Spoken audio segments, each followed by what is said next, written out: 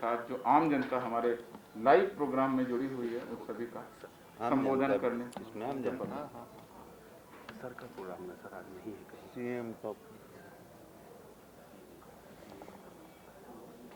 गृह सचिव महोदय, हमारे सभी पदाधिकारीगण जो इस वेब के माध्यम से अभी में जुड़े हुए हैं और आम आवाम भी जो इस कार्यक्रम को देख रहे हैं, सबसे पहले डीजीपी बनने के पहले 6 महीना 8 महीना पहले से बिहार के करीब सारे जिलों में मैंने लगभग 200 से अधिक सभाएं की बिहार को नशा मुक्त बनाने के लिए, बिहार को शराब मुक्त बनाने के लिए, और हर जगह लोगों को ये समझाया कि नशा से क्या नुकसान है। किसी प्रकार का नशा हो, शराब, कोकीन या हेरोइन या सिंथेटिक ड्रग्स, नशा किसी प्रकार का हो, नशा के सेवन से आदमी का नैतिक पतन होता है, चारित्रिक पतन होता है, उसका आत्मबल गिरता है, फ्रस्ट्रेशन और डिप्रेशन बढ़ता है, और इसलिए किसी प्रकार के नशे का सेवन आदमी के लिए अच्छा नहीं है। यही बात मैं समझाता था। अब ये बात किसी को समझाने की जरूरत नहीं है कि नशा करने से, शराब पीने से शरीर में हजारों तरह की बीमारियां होती हैं, आर्थिक नुकसान होता है, सामाजिक प्रतिष्ठा की हानि होती है, पारिवारिक जीवन तबाह होता है, बच्चों के संस्कार खराब होते हैं। ये सब बातें तो अनपढ़ भी जानते हैं और पढ़े लिखे जो विद्वान वो भी जानते हैं कि कोई नशा हो, चाहे शराब हो, ड्रग हो, किसी प्रकार का उसका सेवन करेंगे, शरीर कमज़ोर होगा और उसमें तरह तरह की, हजारों तरह की बीमारियां होती हैं, और उसके अलावा पैसे की हानि, आर्थिक हानि, सामाजिक प्रतिष्ठा की हानि, पारिवारिक जीवन में कलह, वो सब चीज़ें सब जानते हैं। लेकिन मैं एक दूसरी बात कह करके ये समझाता हूँ लोगों को, देखो ईश्वर ने, मालिक ने, उस परवरदिगार ने, अल्लाह ताला ने सबको 2 बहुत बेशकीमती चीज़ें दी हैं। बहुत कम समय है, कम समय में आपको बताना चाहता हूँ, इसलिए कि जो सुन रहे हैं वो दूसरों को बताएं। आप जितने लोग सुन रहे हैं वो सब बुद्धिमान हैं, आपके लिए कोई नई बात नहीं बता रहा हूँ, आप सब इसको जानते होंगे, लेकिन मैं आपको इसलिए बता रहा हूँ कि आप दूसरों को बताएंगे, मेरी इस बात को आम जनता तक पहुँचाएंगे, लोगों में अवेयरनेस बिल्डिंग होगा। 2 चीज़ें बड़ी बेशकीमती हैं। जैसे हम जो दिखते हैं बाहर से, हमारा आउटर पर्सनालिटी है, लेकिन रियल जो इनर पर्सनालिटी है वो रियल पर्सनालिटी है। वो क्या है? तो मन और बुद्धि। तो क्वालिटी ऑफ माइंड और क्वालिटी ऑफ इंटेलेक्ट जैसा है वैसा ही हमारा व्यक्तित्व होगा। तो ऊपर से आदमी जो दिखता जैसा है, भीतर से भी वैसा हो ये जरूरी नहीं है। जिस तरह का उसका मन है, जिस तरह का इंटेलेक्ट की क्वालिटी है, वही उसका चरित्र है, वही उसका स्वभाव है, वही उसका असली स्वरूप है। तो शराब पीने से केवल शरीर नष्ट होता है या शरीर में बीमारी होती है, ये तो इसका बाह्य प्रभाव है जो सब देख सकते हैं, इस पर तो कोई बहस करने की जरूरत नहीं है। लेकिन एक बात लोग बहुत कम समझते हैं कि शराब या किसी प्रकार के नशा के सेवन करने से आदमी की बुद्धि नष्ट होती है और जीवन के सारे निर्णय इसी बुद्धि से होते हैं, मन से या बुद्धि से। शरीर कर्मों का करता है, लेकिन शरीर को एक्शन में लाने वाला या तो आदमी का मन है या आदमी की बुद्धि है। तो और मन के द्वारा आदमी संचालित है, तो उसके निर्णय जितने होंगे वो डिफेक्टिव होंगे, उसमें दोष होगा। मतलब आप ऐसे इसको देसी भाषा में, देहाती भाषा में समझिए कि आपको जो मन करता है वो आप कर नहीं सकते, क्योंकि वहाँ शास्त्र की मर्यादा है, वहाँ धर्म की मर्यादा है। अगर धर्म और शास्त्र नहीं मानते, आप नास्तिक हैं, तो फिर कानून की मर्यादा है, सामाजिक मर्यादा है। तो कई रिस्ट्रिक्शंस हैं जिसके कारण मन में जो आए वो काम आप नहीं कर सकते।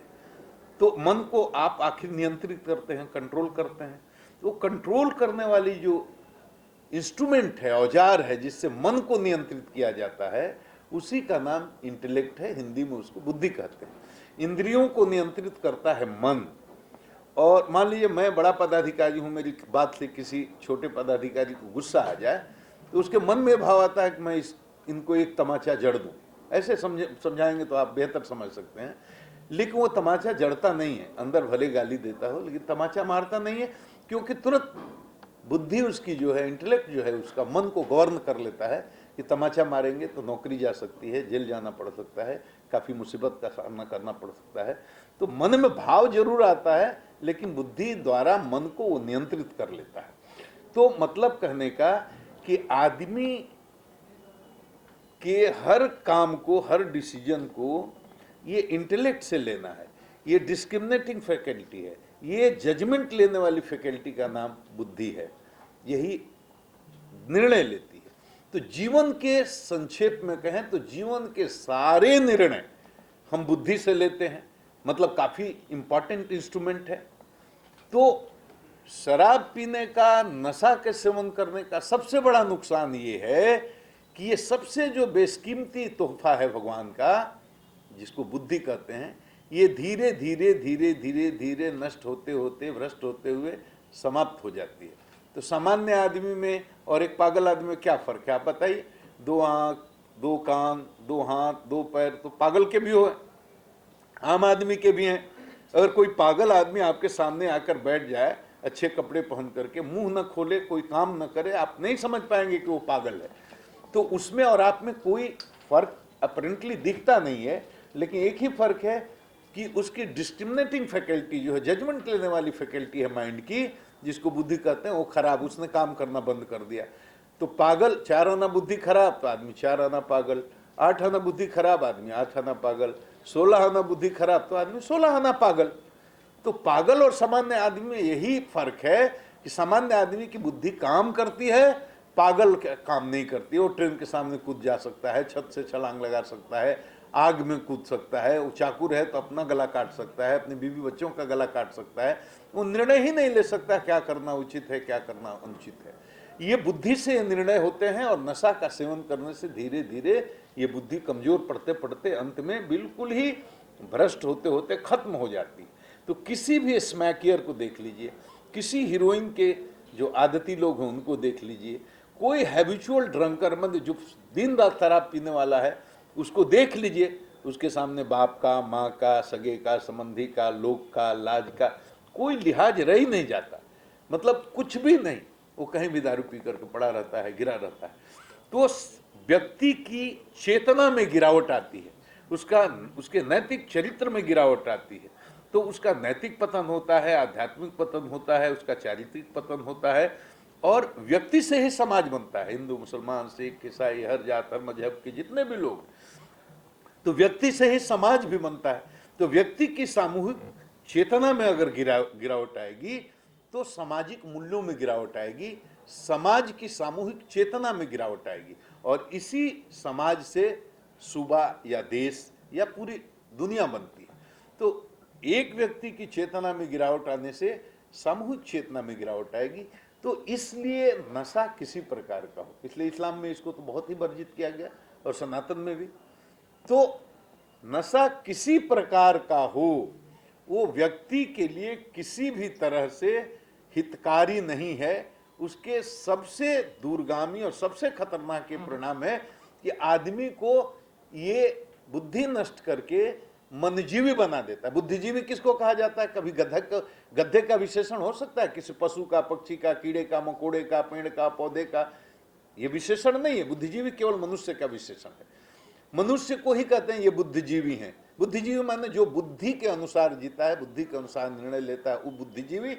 और जो मन के अनुसार निर्णय लेता है वो है मनजीवी। मतलब पशु पक्षी ये जितने हैं, कीड़े मकोड़े, तो ये मन के अनुसार निर्णय लेते हैं। मन जो जब किया वो करेगा, उसके सामने कोई शास्त्र की मर्यादा नहीं, कोई धर्म की मर्यादा नहीं, कोई समाज की मर्यादा नहीं, कोई सामाजिक मान्यता परंपरा की मर्यादा नहीं, कोई कानून की मर्यादा नहीं। उस स्वतंत्र जो मन करेगा, जब करेगा, जैसे करे वो करेगा।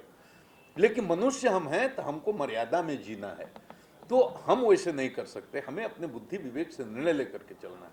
ये निर्णय लेने की क्षमता जो ड्रग एडिक्ट्स हैं या शराबी हैं, उनमें ये बुद्धि ही खत्म हो जाती है, निर्णय लेने की क्षमता ही नष्ट हो जाती है। तो आप ये भी समझ लिए। दूसरा ये कि पूरी दुनिया में नशा का अपराध से बहुत गहरा संबंध है। एक सामान्य आदमी सामान्य परिस्थिति में जो काम कतई नहीं कर सकता, वो नशा के सेवन में, ड्रग लेने के बाद या शायद दारू पीने के बाद वो सहजता से कर जाता है। फिर इस नशा का टेररिज्म से बहुत गहरा संबंध है। ट्रैफिकिंग, टेररिज्म, इसके बहुत दूरगामी परिणाम है। तो ये नशा समाज के लिए, देश के लिए, राष्ट्र के लिए, ह्यूमन सिविलाइजेशन के लिए, पूरी दुनिया के लिए कहीं से भी हितकारी नहीं है। इसका इकोनॉमिक्स बड़ा जटिल है, जिसके बारे में अभी चर्चा करने का ये सवाल नहीं। इसलिए बिहार सरकार ने ये जो कानून पारित किया, कोई दल का कानून नहीं है, किसी विशेष दल विशेष का कानून नहीं, किसी जात विशेष का कानून नहीं, किसी मजहब विशेष का कानून नहीं है।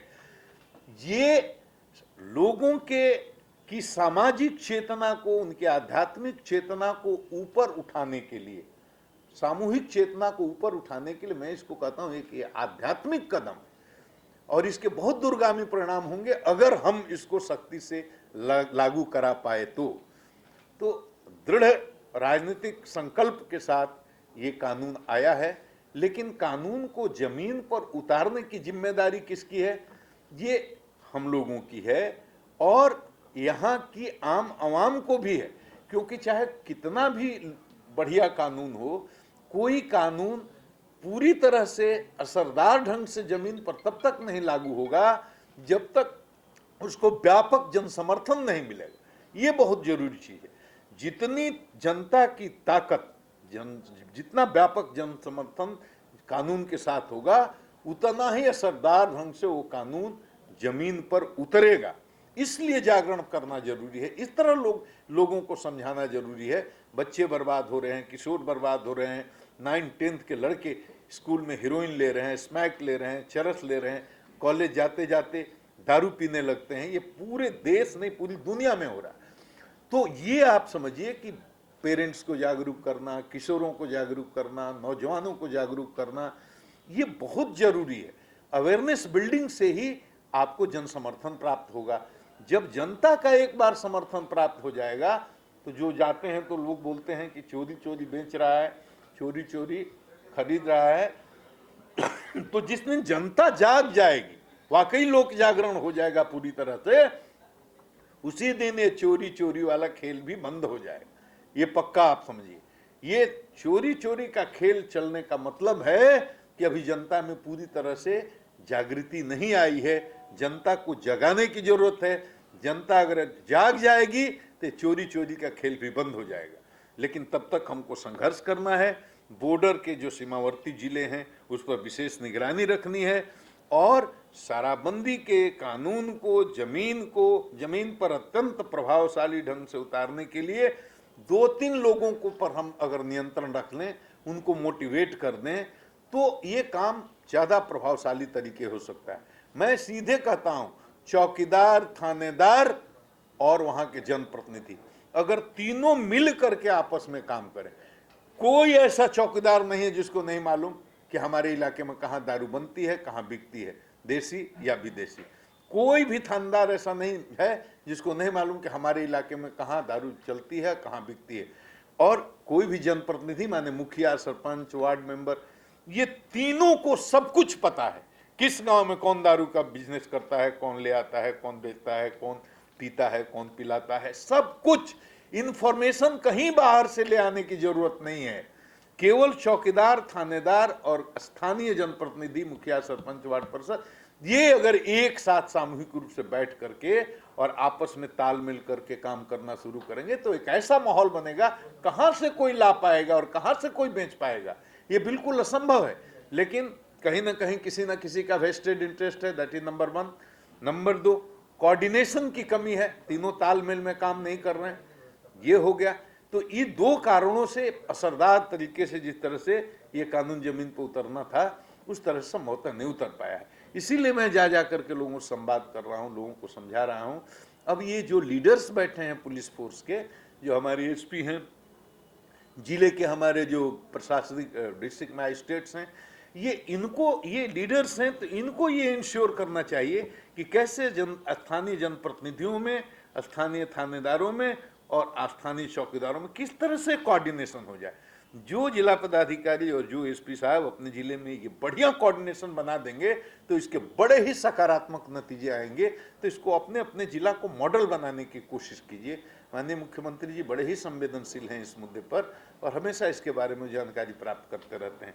बड़े रैकेटियर्स जो हैं, बड़े ऑपरेटर्स, उन पर प्रभावकारी ढंग से कार्रवाई नहीं हो रही है, इसको देखना है, या हो रही है तो बहुत कम हो रही है। पीएमएलए के प्रपोजल्स हैं, उसको देखना होगा, बनाना होगा ऐसे लोगों को। और जैसा मैंने कहा कि स्पेशल फोकस करना होगा बॉर्डरिंग डिस्ट्रिक्ट पर, जहाँ से बाहर से शराब आते हैं, यूपी है, झारखंड है, बंगाल है। तो जो जो रूट्स हैं वो सब आपको मालूम है, उसमें कोई बताने की जरूरत नहीं है। और मैं ये कह रहा हूँ फिर भी कि बिना लोगों के सपोर्ट के बड़ा मुश्किल है। तो लोगों को, जनप्रतिनिधियों को कॉन्फिडेंस में लीजिए, उनके साथ बैठक कीजिए। हमारे हो सकता है हमारे कुछ थानेदार, हमारे कुछ चौकीदार, हमारे कुछ जनप्रतिनिधि, उसमें 1-2% लोग हैं जिनका इसमें या तो इंटरेस्ट नहीं होगा या अदरवाइज इंटरेस्ट होगा। तो ऐसे लोगों को चिन्हित करके उन पर कार्रवाई करने की जरूरत है। हम लोगों ने 100 से अधिक ऐसे लोगों पर कार्रवाई की है, अपने लोगों को गिरफ्तार किया, मुकदमे किए हैं, जेल भेजा है। अब तो क्लियर मेरा आदेश है कि शराब पीने, पिलाने या बेचने, बिचवाने के स्पष्ट आरोप में अगर कोई आदमी पकड़ा जाता है तो मुकदमे करो, जेल भेजो और संविधान की धारा 311 में उसको उसी दिन, दूसरे दिन उसको डिसमिस कर दिया जाए। इतना कड़ा एक्शन हम लोगों ने लिया है, इसमें कोई कहने की। मैं ये चाहता हूं कि आईजी मद्य निषेध के डायरेक्ट उनके लीडरशिप में, उनके अधीन एक मद्य निषेध विभाग में स्पेशल इंटेलिजेंस कलेक्शन के लिए एक टीम बने। वो नहीं है, तो मैं गृह सचिव महोदय के सामने ये रखना चाहता हूं और इनके अनुमोदन से हम सब लोग कि एक इंटेलिजेंस, जैसे है हमारे एसटीएफ में इंटेलिजेंस की टीम है, एसएसबी जो पैरामिलिट्री फोर्स भी जैसे काम करता है, एसएसबी की अपनी इंटेलिजेंस टीम होती है, बीएसएफ की अपनी टीम होती है, सीआरपी की अपनी टीम होती है, स्पेशल ब्रांच तो पूरा इंटेलिजेंस यूनिट ही है, आर्थिक अपराधी इनमें भी इंटेलिजेंस टीम होती है, और हमारे जो और भी विंग्स हैं सब में होती है। तो मद्य निषेध में सबसे इंपॉर्टेंट चीज़ है इंटेलिजेंस कलेक्शन, और इंटेलिजेंस एकदम एक्शन ओरिएंट स्पेसिफिक हो, कि एकदम एक्शनेबल, जिसको कहते हैं एक्शनेबल इनपुट हो, हमारे पास इंफॉर्मेशन हो जहां हम जा करके हिट कर सकें। अभी आईजी मद्य निषेध जो नया है, इनका परफॉर्मेंस बहुत ही ज़्यादा अच्छा रहा है, मैं इनको बहुत बहुत धन्यवाद देता हूं। बहुत भारी भारी मात्रा में लोडेड ट्रक के साथ शराब, लेकिन अकेले कोई इसमें काम नहीं कर सकता, इसमें सामूहिक रूप से हम सब लोगों को लगना होगा, सब एसपी लोगों को, सब डिस्ट्रिक्ट मजिस्ट्रेट लोगों को केवल लीडरशिप देना है। एक बात आंख कर खोल करके देखिए कि नीचे थानेदार, चौकीदार, इसमें से कोई आदमी या जनपद, इसमें से कोई आदमी इस गेम में इन्वॉल्व न हो। अगर हो तो उसको चिन्हित करिए, उसको दंडित करिए, और कोऑर्डिनेशन जिस दिन बन जाएगा थानेदार, चौकीदार और स्थानीय जनप्रतिनिधियों में, आपका 80% काम आसान हो जाएगा और चोरी कोई बेचने का, धंधा करने का हिम्मत भी नहीं करेगा। इतना ही मुझे कहना था। और टारगेटेड रेड्स हों, और बाकी स्पेशल ब्रांच के एडीजी यूके उन्होंने विस्तार से कह दिया, इसमें कहने का ये नहीं है। लेकिन एक बात जान जाइए, ये आध्यात्मिक काम है, ये बड़ा पुण्य का काम है। शराब आदमी को बर्बाद करती है, समाज को बर्बाद करती है, देश को बर्बाद करती है, मनुष्यता खत्म कर देती है। मैं हृदय से इस मुहिम से जुड़ा हुआ हूँ, केवल ड्यूटी समझ कर मैं नहीं करता, मेरे हृदय के बहुत करीब है ये विषय। मैं चाहता हूँ इसको आप भी अपना मिशन बना करके काम करेंगे तो बहुत जल्दी इसके नतीजे आएंगे।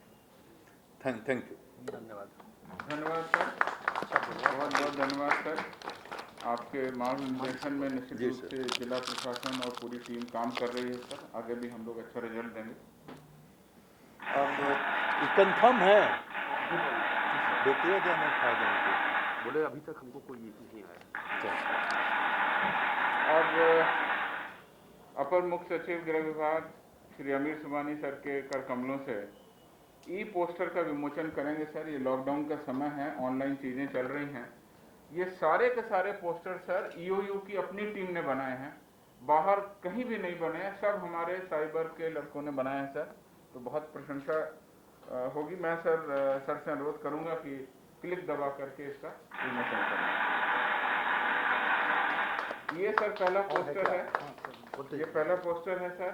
इसमें हम लोगों ने सब चीज़ों को इंक्लूड किया है। दूसरा पोस्टर, सभी पोस्टर में सर नीचे हेल्पलाइन नंबर सब क्लियर कट दिए हुए हैं सर।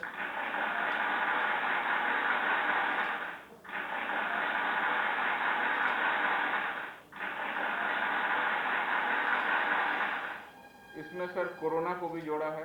ड्रग्स और शराब शरीर की इम्यूनिटी को कमजोर करता है, फलतः कोरोना वायरस शरीर पर और अधिक दुष्प्रभाव डालता है, जानलेवा हो सकता है।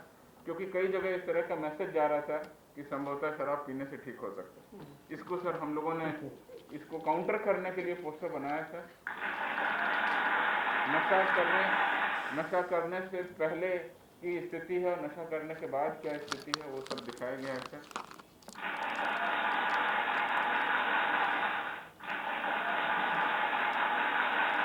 एनडीपीएस एक्ट का प्रावधान देते हुए सर ये पोस्टर बना। महात्मा गांधी जी ने कहा था सर, शराब आत्मा और शरीर दोनों का पतन करती थी। उनका सपना था नशा मुक्त भारत का निर्माण, और इस पर सर हम लोगों ने पोस्टर बनाया सर। ये सारे के सारे पोस्टर सर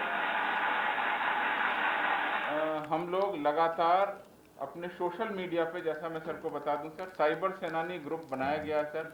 पुलिस महानिदेशक महोदय की परिकल्पना थी। थानों में आम जनता को जोड़ते हुए करीब 2 लाख से ज़्यादा लोग हैं, और अब सर का जैसा निर्देश हुआ था बाकी विभागों को भी हमने इसमें जोड़ दिया सर। गृह विभाग में एक पदाधिकारी नोडल हैं, हेल्थ विभाग में आ गया है सर, एजुकेशन डिपार्टमेंट के पदाधिकारी नोडल हैं, उनको हम भेजेंगे तो प्राइमरी कॉन्टैक्ट सर 2 लाख का है। अगर वो अपने फ्रेंड सर्किल में वापस भेजते हैं तो कम से कम 10 से 20 लाख लोग पर डे हमारे पोस्टर को देख रहे हैं सर। ये साइबर सेनानी के माध्यम से हम लोग इसको डिस्प्ले करेंगे सर। और अब सर एक दूसरा जो हम लोगों ने इस बार कंपटीशन कराया था, सारे इस बच्चों के बीच में 2 एज ग्रुप बनाए थे, एक 16 साल तक के बच्चों का और दूसरा एक 17 साल से 23 साल के बच्चों का। चित्रकला और पेंटिंग प्रतियोगिता थी सर। मादक पदार्थों के विरुद्ध नारा और संदेश की प्रतियोगिता थी सर। इतने ज़्यादा इसमें आ गए हैं एंट्री की सर, हम लोग को बहुत मुश्किल हुई, रातों रात बैठ के इसको फाइनल किया सर हम लोगों ने। इसमें एक कंपटीशन था सर वीडियो और ऑडियो का। लॉकडाउन में बच्चों ने इतने ज़्यादा वीडियो ऑडियो बना दिए कि सर कमेटी को उनके सामने बैठ के देख कर पाना संभव नहीं है। तो हम लोग सर अगले कुछ दिनों में उसको इवेलुएट करके उसको सर पुरस्कार देंगे। चित्रकला और मादक द्रव्यों के विरुद्ध नारा संदेश के लिए मैं सर की अनुमति से प्रदर्शन करना चाहूँगा सर। ऑनलाइन थी सारी प्रतियोगिता सर, कोई पेपर इसमें नहीं हुआ। ईमेल दिया गया, ईमेल पर बच्चों ने अपनी पेंटिंग भेजा, एक उसका फॉर्मेट था, उसी में उन्होंने आई कार्ड भेजा और आधार कार्ड भेजा, जिससे पता चले कि किस एज ग्रुप के हैं sir. Everything was online, no paper, nothing. ये सर ये प्रथम विजेता है सर, इत्तिशा कमकार संत जेवियर स्कूल किशनगंज की, और ये 10 से 16 वर्ष की है। बहुत अच्छा इन्होंने, ये प्रथम पुरस्कार है सर। ये दूसरा सर नशा, ये सब 16 साल से कम उम्र के यंग बच्चों ने बनाया सर। ये सेकंड पुरस्कार हम लोगों ने इसको दिया सर, खगड़िया की। अच्छा ये भी फर्स्ट है, ओके। ये नंबर 1 पे टाई था सर, प्रथम विजेता नंबर 1, प्रथम विजेता नंबर 2, दोनों नंबर 1 पे थे सर। ये सेकंड हुआ सर, सेकंड में भी टाई था। दारू बस सुना जीवन को हाँ कहें, ये सेकंड पे सर टाई हुआ। ये सब 16 साल से कम उम्र के बच्चे हैं सर। सिवान और पूरे बिहार से लोगों ने पार्टिसिपेट किया सर। सोशल मीडिया पर हमारा कैंपेन चला था। ये सर जो हमारे 10 से 16 वर्ष के जो हमारे थे, ये समेकित चल रहा है, जिसमें हम लोगों ने कुछ इनके जो स्लोगन है वो नीचे पूरे नहीं दिख पा रहे हैं, इनको हम लोगों ने एवेलुएट किया था। और ये हमको लग रहा है बाकी रन थ्रू हो रहा है, ओके। जो बचे हुए हैं उनको हम लोग दिखा रहे हैं।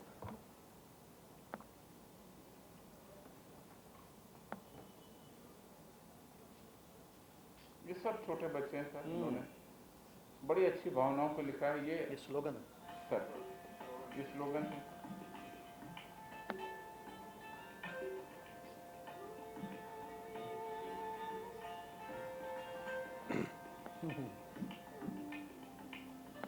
स्कूल की कॉपी से फाड़ के लिखा गया है sir. We can see that school की कॉपी है sir. Be a thinker not a drinker. अच्छा सर इसमें बनाया सर बच्चों ने.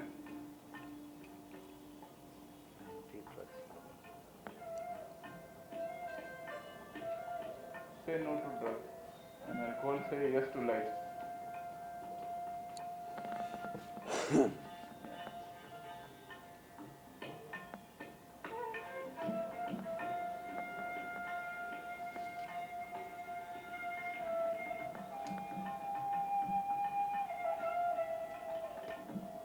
क्लास 5th का बच्चा है सर. एज 12 साल.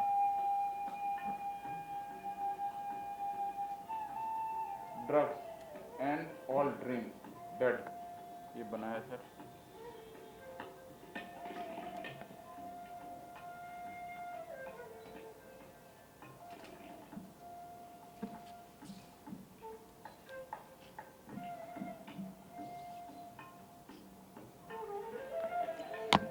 बहुत सुंदर बना है.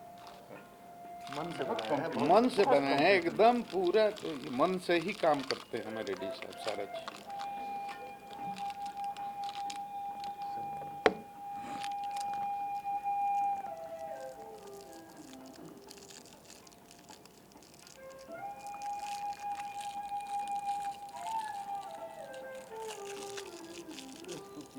Say no to drugs. Say yes to pizza.